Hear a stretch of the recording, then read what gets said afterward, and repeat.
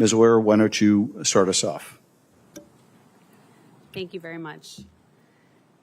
Exactly 1 month ago today. Can you turn your mic on or bring it close? Can you hear me now? A little closer, if you would. How's that? Better. Thank you. Thank you for having me.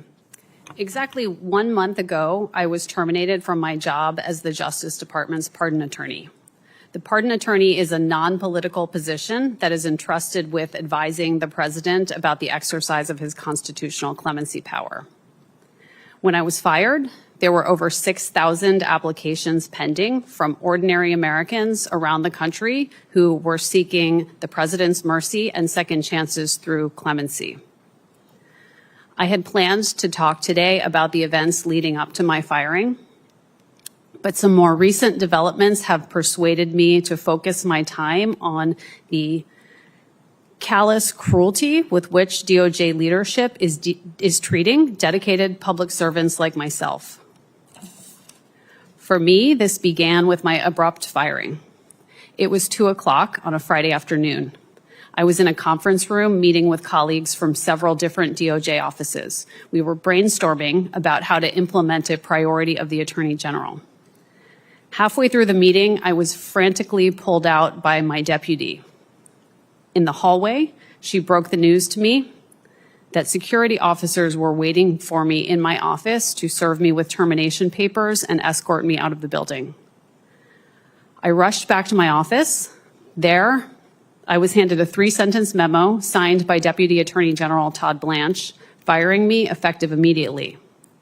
I had never met Mr. Blanche, and I received no explanation for his decision. That afternoon, I walked out of the building for the last time carrying a grocery bag filled with my personal effects. I had no time to say goodbye to my team. I was in shock. Everyone I passed on the way out was looking on in shock and horror. I want Deputy Attorney General Blanche and Attorney General Bondi to know it is traumatic for everyone in an entire organization to see a beloved colleague and leader treated that way. My heart aches for my colleagues who had to go back into that office on Monday with no explanation from DOJ leadership and no assurances about what the future holds for them. They are good, dedicated people, and they deserve better. After I was fired, I chose to speak publicly about the events leading up to my termination. I felt that it was my obligation to share my concerns about the reckless and unethical use of department resources to accomplish political objectives, including favors for loyalists and friends. Shortly after I did so, Mr. Blanche contacted the media to accuse me of lying. This still puzzles me because his staff has all of the memos and emails that substantiate everything I have ever said. I requested those documents through FOIA, but Mr. Blanche's staff still has not produced them. I have made some other simple requests of the department since my firing.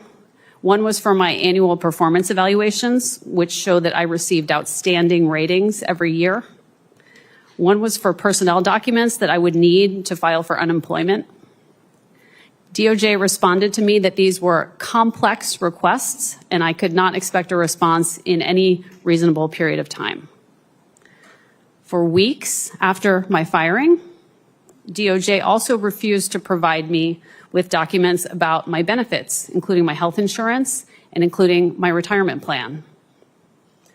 Finally, on April 2nd, after my requests got some media attention, I got an email advising me that my health insurance would expire in 5 days. I learned that to extend my coverage, the cost to me and my family would more than quadruple. I was told that to keep my family members covered, I would have to prove my familial relationships with them. I was told that I would need to provide my marriage certificate, the birth certificate of my child, and proof of a common residence or joint tax filings with my spouse. Perhaps the most personally upsetting part of the story is the lengths to which the leadership of the department has gone to prevent me from testifying here today. On Friday night, around 9:15, I learned that the Deputy Attorney General's office had directed the Department's Security and Emergency Planning Service to send 2 armed Special Deputy U.S. Marshals to my home to serve me with a letter. The letter was to be served at my home between 9 o'clock and 10 o'clock on Friday night. I was in the car with my husband and my parents, who are sitting behind me today, when I got the news that the officers were on their way to my house where my teenage child was home alone.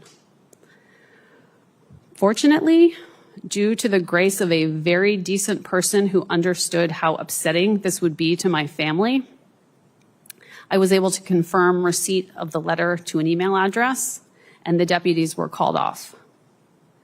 The letter had been emailed to me just before 8 o'clock that night. At no point did Mr. Blanche's staff pick up the phone and call me before they sent armed deputies to my home.